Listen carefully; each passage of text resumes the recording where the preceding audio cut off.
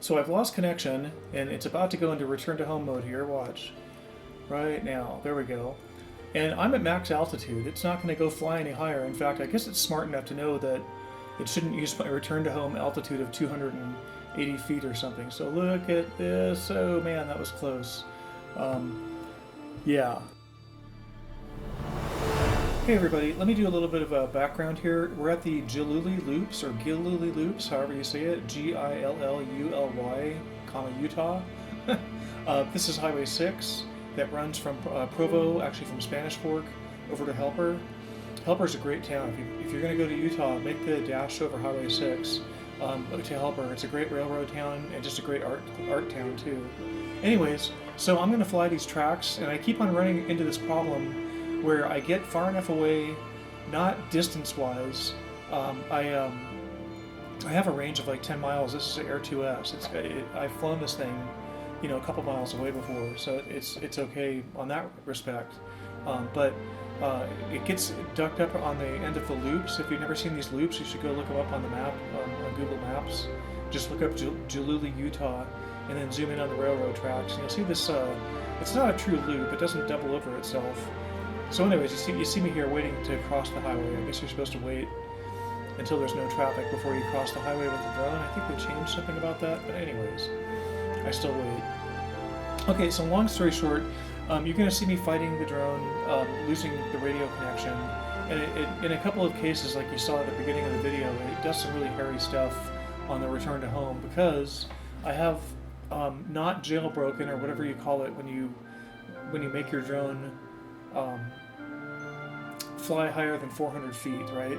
Like, I'm not higher than 400 feet relative to the terrain. I'm totally legal, but I'm hitting this 400-foot limit from where I took off. So long story short, too late. You'll see a couple of close calls, the one you already saw, and one or two more. But yeah, this is really a beautiful area. I'm going to show up here and play some music. The woods are beautiful to look at with all the snow. I didn't catch any trains, sorry. Kind of a boring video from that respect. Okay, I'm going to be quiet, play some music until it gets interesting. I do have to explain one last thing. I don't go up to the tracks again because I'm at the limit. It actually limits me at 396 feet from the launch point. And so what I have to do is to fly around the mountain until I can get above the tracks, because the tracks are descending pretty steeply at this point. Okay, well now enjoy, now I'll play some music.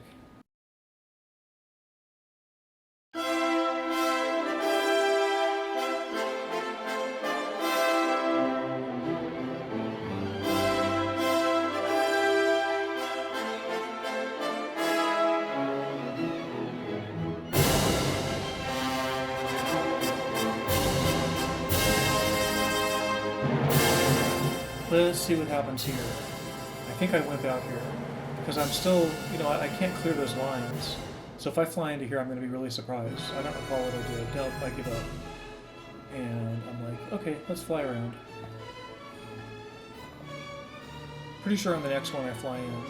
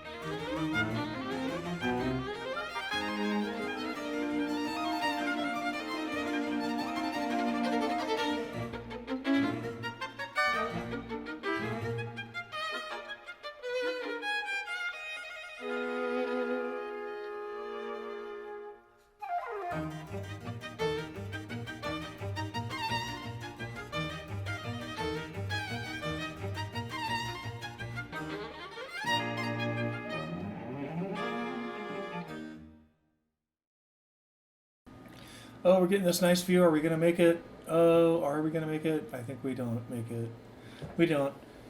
So I'm going to show you the return to home here. It's sped up at this point, 3x.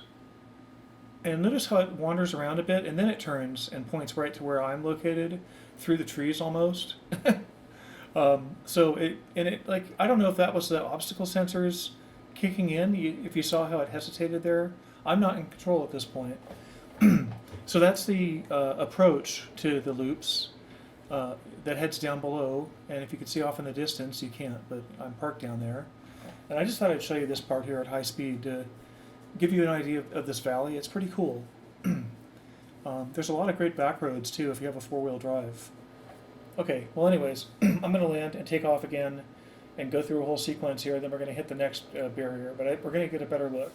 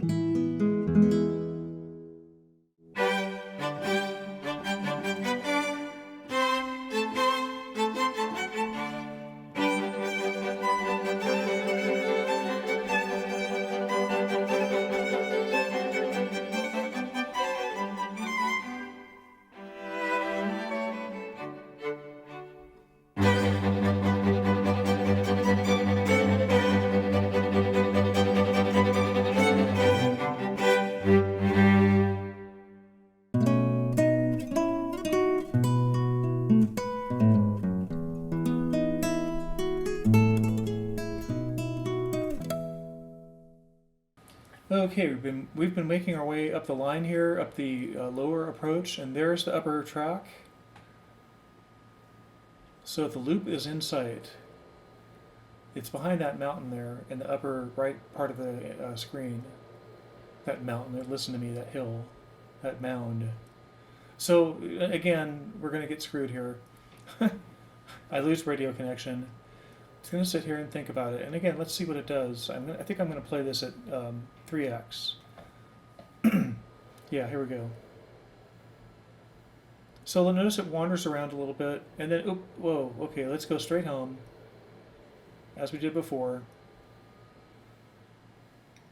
And I'm not going to show you the whole return. You're welcome. But now we're going to get to this clip. Okay, so now I'm back up here at the loop, and at least we're going to get a look at the whole thing this time. I'm pretty sure. Come on, turn left. There we go.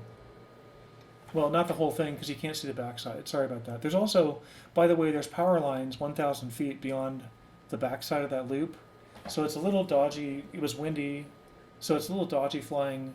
I mean, you're supposed to stay at least 200 feet away from power lines, so I'm 1,000 feet away, so I think I should be totally fine. But it's a factor. Okay, we have stopped, and it's taking a long time this time, but it's a very pretty area.